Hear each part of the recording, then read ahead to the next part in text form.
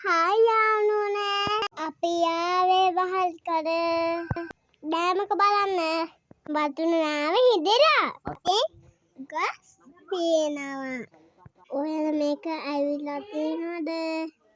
අපි ආවේ වේවෙන් ඔයාලටත්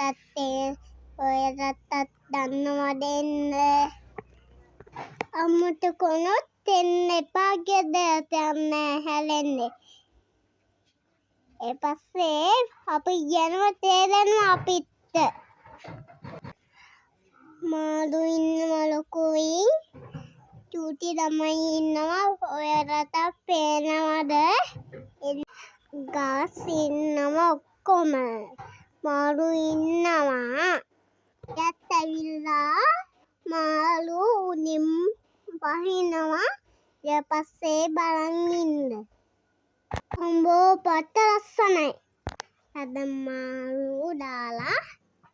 වතුර දාලා කට්ටිය බලන්න ලස්සනයි කියලා මේ මෙච්චර තියෙනවා වතුර